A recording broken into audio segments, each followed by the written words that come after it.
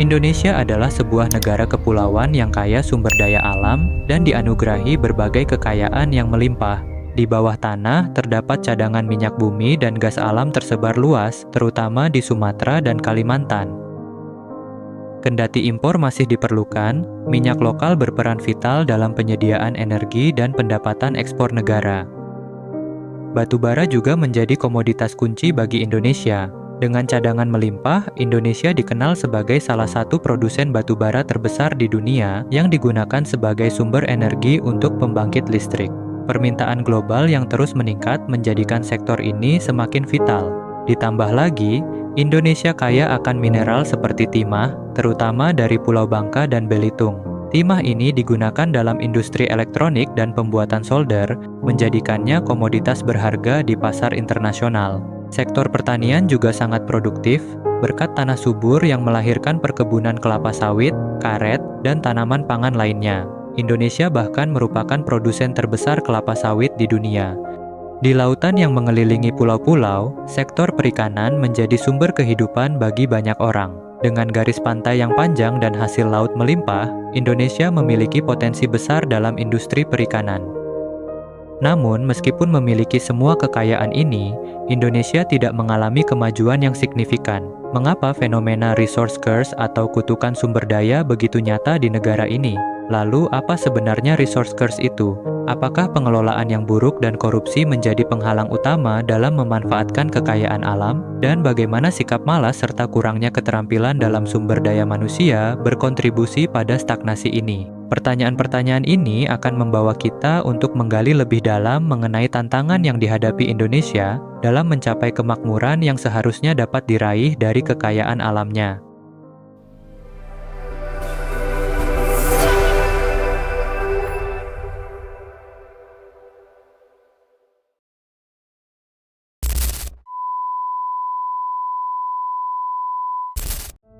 Indonesia diberkahi dengan memiliki kekayaan sumber daya alam yang melimpah. Mulai dari tanahnya yang subur, minyak dan gas yang melimpah, kandungan mineral yang banyak, hingga hutan tropis yang luas. Dengan kondisi ini, Indonesia seharusnya memiliki potensi yang cukup untuk mencapai kemakmuran yang lebih besar. Namun, meskipun memiliki sumber daya yang melimpah, pendapatan per kapita Indonesia pada tahun 2023 hanya sekitar $4.900. Di sisi lain, jika dibandingkan dengan negara tetangga kita yaitu Singapura, yang merupakan negara kecil tanpa sumber daya alam yang signifikan, telah mencapai tingkat kemakmuran yang mengesankan dengan pendapatan per kapita sekitar $65.000. Ketertinggalan Indonesia sebagai negara yang kaya akan sumber daya alam seolah menjadi paradoks yang menyakitkan. Situasi ini seakan mengonfirmasi fenomena yang dikenal sebagai resource curse atau kutukan sumber daya. Paradoks ini menggambarkan suatu kondisi di mana negara-negara yang dianugerahi kelimpahan sumber daya alam justru mengalami pertumbuhan ekonomi yang lambat dan dihantui oleh masalah sosial yang serius. Fenomena resource curse memiliki latar belakang yang kompleks dan mendalam, terutama berkaitan dengan karakteristik sumber daya manusia di negara-negara yang kaya akan sumber daya alam. Ketika sebuah negara dianugerahi kekayaan alam yang berlimpah, seperti minyak atau mineral, terjadi pergeseran mentalitas di kalangan masyarakatnya. Terbentuk suatu keyakinan bahwa kekayaan dari sumber daya alam akan selalu ada dan dapat diandalkan untuk memenuhi kebutuhan hidup. Akibatnya, motivasi untuk bekerja keras dan berinovasi cenderung menurun. Masyarakat mulai mengabaikan pentingnya pendidikan dan pengembangan keterampilan, merasa bahwa usaha keras tidak lagi diperlukan untuk mencapai kesuksesan. Salah satu contoh nyata dari kutukan sumber daya ini adalah Dutch disease, yang merupakan fenomena ekonomi yang terjadi ketika suatu negara memiliki sumber daya alam melimpah, terutama yang bernilai tinggi seperti minyak atau gas alam. Atau sektor ini lebih dikenal sebagai sektor ekstraktif. Meskipun penemuan sumber daya ini awalnya dianggap sebagai berkah, kenyataannya dapat membawa dampak negatif pada perekonomian secara keseluruhan. Ketika sektor ekstraktif berkembang pesat, ia menarik investasi besar-besaran dan tenaga kerja dari sektor-sektor lain. Hal ini menyebabkan ketidakseimbangan dalam ekonomi dan sektor-sektor tradisional seperti manufaktur dan pertanian mulai mengalami penurunan karena kekurangan sumber daya manusia, modal, hingga perhatian pemerintah. Penamaan Dutch disease adalah sesuatu yang memang dialami langsung oleh Belanda. Pada saat itu, Belanda menemukan cadangan gas alam besar di Laut Utara pada tahun 1959 dan menyebabkan sektor manufaktur mereka menjadi kurang kompetitif karena nilai mata uang yang meningkat akibat ekspor gas yang tinggi. Hal ini mirip dengan apa yang dialami Indonesia, di mana ketergantungan pada sektor ekstraktif dapat menghambat pertumbuhan sektor lainnya. Di Indonesia, ketergantungan pada sektor ekstraktif seperti pertambangan batu bara, minyak, dan gas telah menciptakan ketimpangan ekonomi yang signifikan. Fenomena ini terlihat jelas dalam distribusi kekayaan yang tidak merata di masyarakat. Sementara sebagian besar penduduk masih bergulat dengan tantangan ekonomi sehari-hari, segelintir individu yang bergerak di industri ekstraktif mampu mengakumulasi kekayaan yang luar biasa. Situasi ini menjadi semakin mencolok ketika terjadi lonjakan harga komoditas di pasar global. Sebagai contoh, ketika harga batu bara melonjak tajam pada tahun 2022, para pelaku usaha di sektor ini menikmati keuntungan yang berlipat ganda. Beberapa pengusaha bahkan mampu melipat gandakan kekayaan mereka dalam waktu singkat, menjadikan mereka termasuk dalam jajaran orang terkaya di negeri ini. Lebih jauh lagi, ketergantungan pada ekspor komoditas mentah yang belum diolah menjadi produk, jadi membuat ekonomi Indonesia rentan terhadap fluktuasi harga global. Bayangkan, saat harga minyak, batu bara, atau kelapa sawit melambung tinggi, euforia ekonomi menyebar luas. Penerimaan negara melonjak, memicu optimisme berlebihan yang sering berujung pada kebijakan ekspansif yang kurang bijaksana. Sementara itu, manfaat dari melonjaknya harga komoditas ini seringkali tidak terdistribusi secara merata ke seluruh lapisan masyarakat. Banyak warga biasa yang tidak merasakan dampak positif dari booming komoditas tersebut dalam kehidupan sehari-hari mereka. Namun, ketika harga komoditas anjlok, dampaknya terasa hingga ke sendi-sendi terdalam masyarakat. Penerimaan negara menurun drastis, memaksa pemerintah melakukan penyesuaian anggaran yang seringkali mengorbankan program-program sosial dan pembangunan infrastruktur. Perusahaan-perusahaan yang bergerak di sektor ekstraktif mulai melakukan efisiensi, berujung pada gelombang PHK yang menambah angka pengangguran. Indonesia saat ini menghadapi situasi mirip Dutch disease, namun lebih kompleks dibanding pengalaman Belanda. Belanda relatif mudah mengendalikan masalah ini karena memiliki institusi kuat, ekonomi maju, dan industri yang terdiversifikasi sebelum menemukan gas alam. Sebaliknya, Indonesia menghadapi situasi yang jauh lebih kompleks, yang lebih tepat digambarkan sebagai resource curse. Banyak faktor saling terkait menciptakan jaring permasalahan sulit diurai, membuat situasi Indonesia jauh lebih menantang untuk diatasi dibandingkan kasus klasik Belanda. Akar permasalahan ini tertanam jauh dalam struktur birokrasi dan sistem politik negara. Korupsi, bagai parasit yang tak kenal lelah, menggerogoti setiap sendi pengelolaan sumber daya alam. Dari proses perizinan hingga pengawasan, praktik suap dan kolusi telah menjadi pemandangan umum. Banyaknya oknum-oknum yang berada di tingkat pusat hingga daerah dan perusahaan-perusahaan besar yang memainkan kartu lobi untuk memuluskan bisnis mereka, membentuk kebijakan yang lebih condong pada kepentingan konglomerat daripada masyarakat. Penegakan hukum yang lemah menjadi titik kritis dalam permasalahan ini. Aparat hukum seringkali tidak memiliki kapasitas teknis yang cukup untuk menangani kasus-kasus pelanggaran di sektor sumber daya alam yang kompleks. Intervensi politik dan suap dalam proses hukum sudah menjadi berita yang kita lihat sehari-hari, yang memberikan keuntungan bagi oknum pelaku besar dan ketidakadilan bagi pelaku kecil. Kurangnya akuntabilitas dan transparansi dalam pengelolaan sumber daya alam semakin memperburuk keadaan. Proses pengambilan keputusan, alokasi izin, dan penggunaan pendapatan dari sumber daya alam masih jauh dari transparan. Mekanisme pengawasan seringkali hanya formalitas, sementara partisipasi masyarakat sipil dan komunitas lokal dalam pengambilan keputusan sering diabaikan. Di awal tahun 2024, sebuah kasus yang memprihatinkan terjadi di Halmahera, Maluku Utara. Kasus ini berkaitan dengan nikel, mineral yang diprediksi akan mendorong Indonesia menjadi negara maju. Namun, faktanya, eksploitasi nikel justru memberikan dampak kerusakan lingkungan yang mengancam warga setempat. Aktivitas penambangan ilegal yang marak terjadi telah mengakibatkan konsekuensi serius. Para nelayan lokal mulai melaporkan penurunan drastis hasil tangkapan mereka. Selain itu, mereka juga menyaksikan perubahan warna air laut menjadi kemerahan di beberapa titik pantai. Investigasi yang dilakukan oleh LSM Lingkungan Lokal pada Maret 2024 mengungkap fakta mengejutkan. Hasil uji laboratorium menunjukkan tingginya kadar logam berat dalam air laut dan sedimen jauh melampaui ambang batas aman. Dampak pencemaran ini merembet luas. Ekosistem terumbu karang dan padang lamun mengalami kerusakan parah, populasi ikan menurun drastis, dan mata pencaharian nelayan terancam. Akar masalah ini juga berkaitan dengan regulasi yang tumpang tindih antara pusat dan daerah, menciptakan zona abu-abu yang rawan dieksploitasi. Ketidakjelasan wewenang dalam perizinan, pengawasan, dan pembagian hasil sumber daya alam sering berujung pada konflik kepentingan. Situasi ini diperparah oleh ego sektoral antar lembaga pemerintah, di mana masing-masing pihak cenderung mempertahankan kewenangannya tanpa koordinasi memadai. Contohnya adalah pengelolaan hutan dan tambang sering menjadi arena konflik kepentingan antara Kementerian Lingkungan Hidup dan Kehutanan dengan Kementerian Energi dan Sumber Daya Mineral. Ironi kekayaan sumber daya alam Indonesia semakin terasa ketika kita melihat kondisi sumber daya manusianya. Melimpahnya sumber daya alam menciptakan mentalitas instan, menimbulkan anggapan bahwa kekayaan bisa didapat dengan mudah tanpa kerja keras atau inovasi.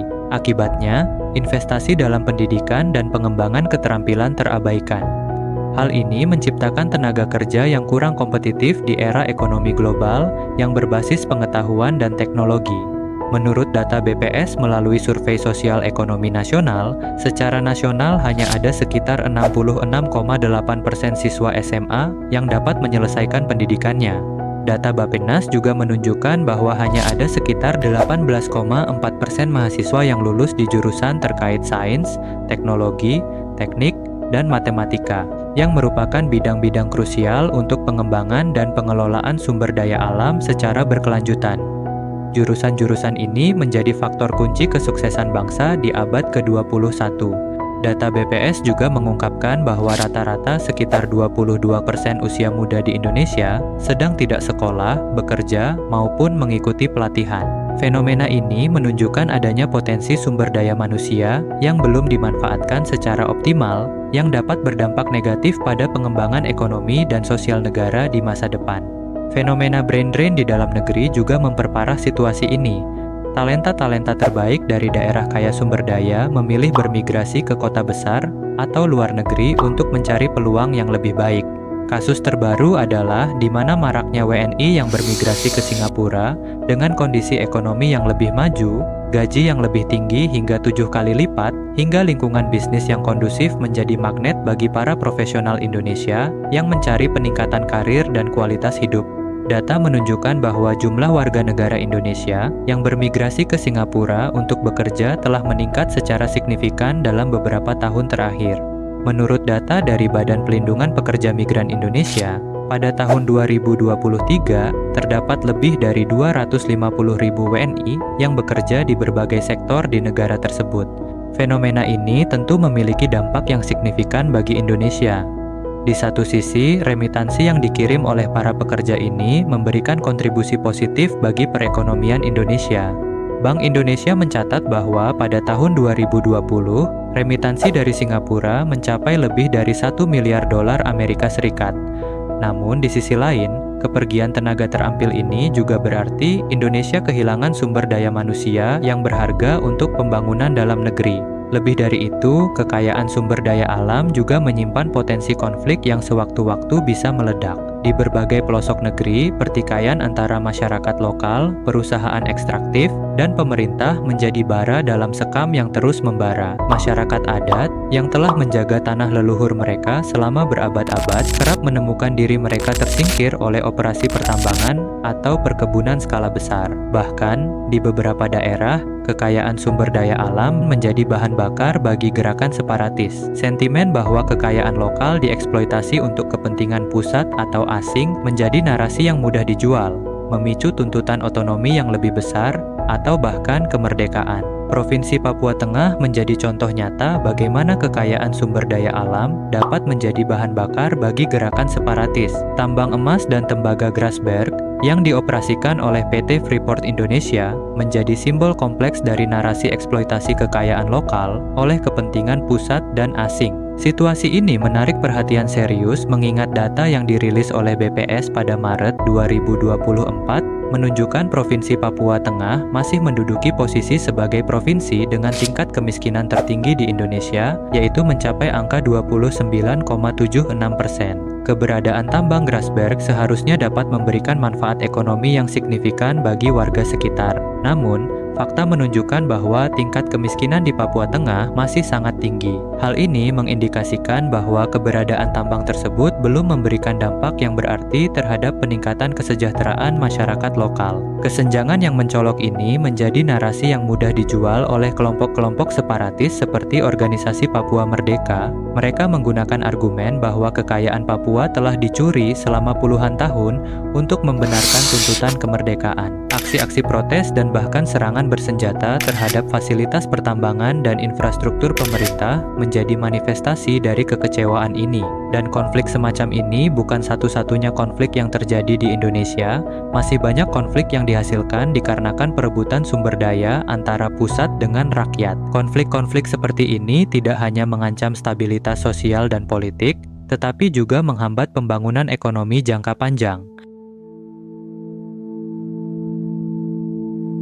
Fenomena resource curse bukan hanya terjadi di Indonesia. Venezuela, negara dengan cadangan minyak terbesar di dunia, pernah menikmati kemakmuran setara negara-negara Eropa Barat di tahun 1950-an. Namun, ketergantungan berlebihan pada sektor minyak menjadi awal kehancuran ekonomi mereka. Ketika harga minyak dunia jatuh di tahun 1980-an, Venezuela terguncang hebat. Alih-alih melakukan diversifikasi ekonomi, pemerintah justru semakin mengandalkan sektor minyak. Situasi memburuk di bawah kepemimpinan Hugo Chavez dan Nicolas Maduro. Nasionalisasi industri minyak berujung pada mismanajemen dan korupsi, menyebabkan penurunan drastis produksi minyak. Krisis ekonomi mencapai puncaknya saat harga minyak kembali jatuh pada 2014. Inflasi melonjak hingga jutaan persen yang menyebabkan kelangkaan bahan pokok dan hancurnya sistem kesehatan serta pendidikan. Jutaan warga Venezuela terpaksa mengungsi ke negara tetangga dan menciptakan krisis kemanusiaan besar di Amerika Latin. Sementara rakyat menderita, pemerintah Venezuela menjadi semakin otoriter. Oposisi ditekan, media dikendalikan, dan pemilu dimanipulasi. Sanksi internasional semakin memperparah isolasi Venezuela dari ekonomi global. Kisah Venezuela menjadi peringatan keras tentang bahaya ketergantungan berlebihan pada sumber daya alam dan pentingnya tata kelola pemerintahan yang baik. Di sisi lain, fenomena kelebihan sumber daya tidak selamanya menjadi kutukan. Ada negara-negara seperti Norwegia yang berhasil mengelola kekayaan alam mereka dengan bijaksana, atau Singapura yang mencapai kemakmuran tanpa mengandalkan sumber daya alam. Norwegia muncul sebagai contoh cemerlang pengelolaan kekayaan sumber daya alam secara bijaksana. Setelah penemuan cadangan minyak besar di Laut Utara pada akhir 1960-an, Norwegia mengambil pendekatan berbeda dari negara kaya minyak lainnya. Alih-alih menghabiskan pendapatan minyak untuk keuntungan jangka pendek, Norwegia menginvestasikan sebagian besar pendapatannya ke dalam Government Pension Fund Global atau dana minyak. Dana ini dikelola dengan prinsip transparansi dan keberlanjutan yang ketat. Bersamaan dengan itu, Norwegia giat mengembangkan beragam industri andalan untuk memperkuat fondasi ekonominya. Sektor perikanan yang telah berkembang pesat mampu menjadikan negara ini salah satu eksportir ikan terbesar di dunia. Keindahan alam Norwegia yang menakjubkan tidak disia-siakan. Negara ini memanfaatkannya sebagai aset pariwisata unggulan dan mampu menarik banyak wisatawan dari seluruh dunia. Dalam upaya menuju masa depan yang lebih berkelanjutan, Norwegia juga menjadi pionir dalam pengembangan energi terbarukan. Negara ini telah mencapai kemajuan signifikan dalam teknologi hidroelektrik, tenaga angin, dan bahkan eksplorasi potensi energi laut. Tidak berhenti di situ, Norwegia juga memfokuskan diri pada pengembangan industri berbasis teknologi tinggi. Inovasi-inovasi canggih diaplikasikan di berbagai sektor, mulai dari perkapalan dan kelautan hingga komunikasi, kesehatan, dan manufaktur. Yang menarik, pengembangan industri-industri ini tidak bergantung langsung pada dana minyak negara. Sebaliknya, pertumbuhan sektor-sektor tersebut lebih banyak didorong oleh kombinasi kebijakan pemerintah yang mendukung, investasi dari sektor swasta, serta penciptaan lingkungan bisnis yang kondusif. Pendekatan ini memungkinkan Norwegia untuk membangun ekonomi yang beragam dan tangguh, sambil tetap menjaga kekayaan minyaknya untuk kepentingan generasi mendatang. Investasi besar Norwegia dalam pendidikan, penelitian, dan pengembangan teknologi telah meningkatkan kualitas sumber daya manusianya secara signifikan.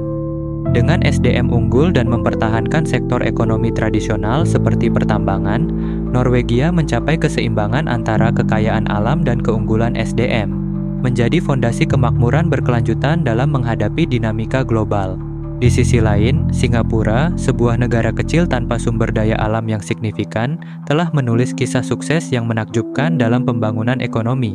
Ketika memisahkan diri dari Malaysia pada tahun 1965, Singapura bahkan harus mengimpor air bersih dari negara tetangganya.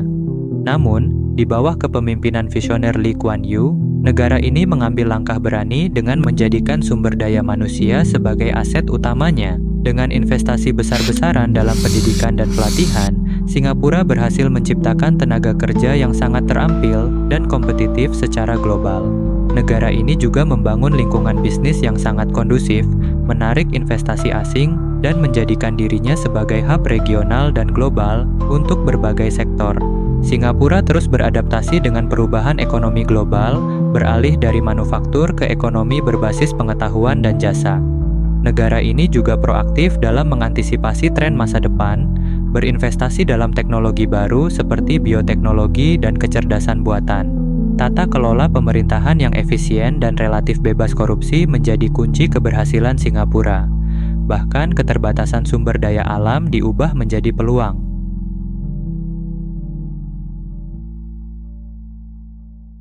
Meskipun tantangan resource curse yang telah disebutkan di atas terasa berat, optimisme Indonesia untuk keluar dari kondisi ini masih tetap ada. Para ahli ekonomi dan pembangunan melihat potensi besar negara ini untuk lepas dari jebakan kutukan sumber daya alam. Mereka berpendapat bahwa Indonesia memiliki modal penting berupa keragaman ekonomi, sumber daya manusia yang berkembang, dan reformasi kebijakan yang sedang berjalan. Menurut Profesor Iwan Jaya Aziz, seorang ekonom senior dari Cornell University, dalam buku yang berjudul Pembangunan Berkelanjutan, menekankan pentingnya diversifikasi ekonomi dan investasi di sektor-sektor bernilai tambah tinggi. Ia meyakini bahwa dengan kebijakan yang tepat, Indonesia dapat mengubah kekayaan alamnya menjadi katalis pertumbuhan berkelanjutan. Bahkan, almarhum Faisal Basri, seorang ekonom senior, semasa hidupnya, beliau terus mendesak pemerintah untuk melaksanakan rekomendasi tim tata kelola sumber daya alam. Rekomendasi tersebut harus ditindaklanjuti dengan hasil audit forensik untuk memberantas korupsi secara sistemik.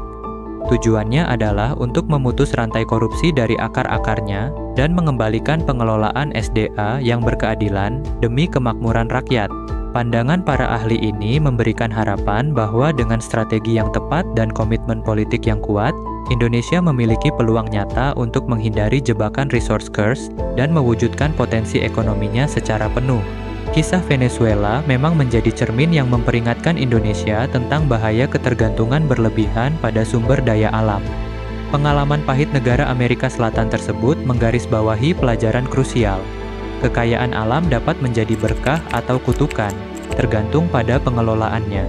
Dampak resource curse ternyata melampaui aspek ekonomi semata.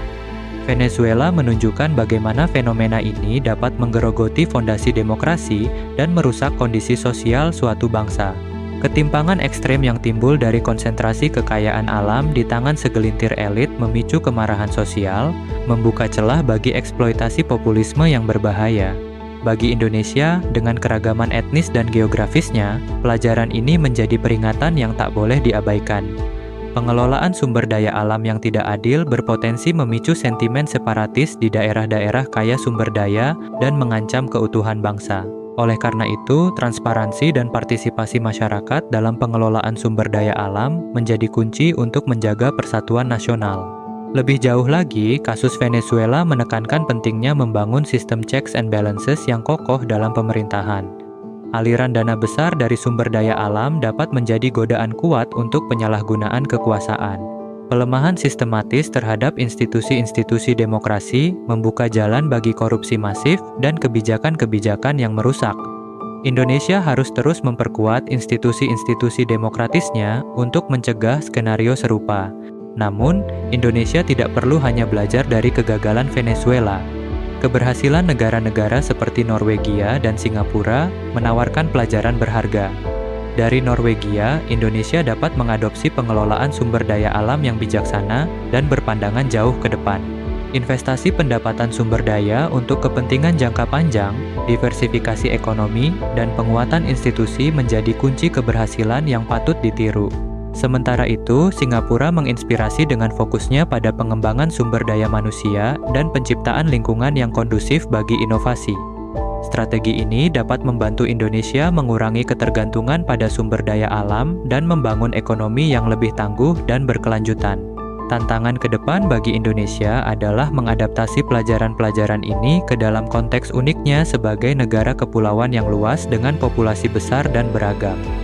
Dengan menggabungkan pengelolaan sumber daya alam yang bijaksana ala Norwegia dan fokus pada pengembangan sumber daya manusia serta inovasi ala Singapura, Indonesia berpotensi mentransformasi kekayaan alamnya menjadi kemakmuran berkelanjutan. Kunci keberhasilannya terletak pada komitmen jangka panjang terhadap tata kelola yang baik, investasi dalam pendidikan dan infrastruktur, serta kebijakan ekonomi yang mendorong diversifikasi dan inovasi. Sumber daya alam Indonesia ibarat pisau bermata dua. Ia dapat menjadi senjata kemajuan atau alat penghancur diri bangsa. Pilihan ada di tangan kita sebagai bangsa untuk menentukan arah pemanfaatannya. Dengan menjadikan transparansi sebagai perisai, inovasi sebagai mata pedang, dan keadilan sebagai pegangan, Indonesia dapat mengubah ancaman menjadi peluang dalam pengelolaan sumber daya alam. Jika Indonesia mampu mentransformasi potensi sumber daya alam menjadi prestasi nyata bagi pembangunan nasional yang inklusif, maka kutukan sumber daya alam yang selama ini melekat dapat dipatahkan. Semoga dengan kepemimpinan baru ke depan dapat membawa kita ke arah yang lebih baik, menuju Indonesia yang lebih adil, makmur, dan berkelanjutan. Sampai jumpa di ragam dimensi lainnya.